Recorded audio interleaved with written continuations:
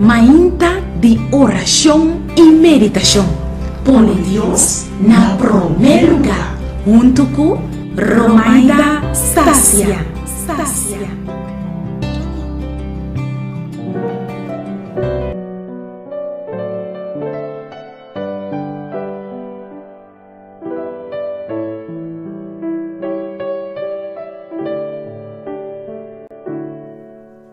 Bom dia!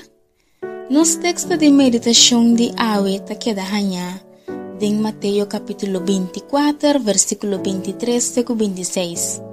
E a tabisa é ora se um ende bisaboso mira até é Cristo aqui, of até não querer. Para sobre Cristo não falso e profeta não falso lolanta. E assim señal e maravilha não grande para ganhar, se está possível, até elegir não. Mira, me te bisaboso de antemano. Pensei, se não bisaboso, até den deserto, não sale bem. Of até den cambar não mas podem, não quer não. Deus sua palavra para awe, tá mais claro de dia.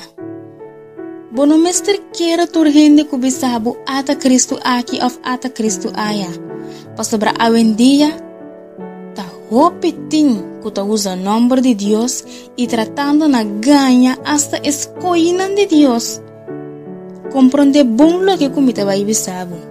Jesus nunca aplania para vir do deserto. Jesus nunca avisa que ora é bini algum gente lo mire e algum lo não mire.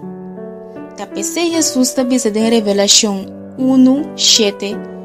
Mira, eta bini ku en nubia nang i turwa walo mire tambe es nang quatras pase i tur e tribu nang di terra lo lamenta pa su motivo.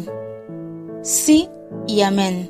Querido oyente, ora que Jesús bini tur hombre, tur mue, tur mucha, tur wowo lo mire, pues sea cla awe pa topa ku Jesús. Laga nos reza, Tata Santo, nos tem gana de mirabo cara, nos não aguanta mais de mirabo como Rei de Rei e Senhor de Senhor não. Vini pronto, Senhor Deus, para acabar com tua maldade. Da nossa oração, em nome de Cristo Jesus.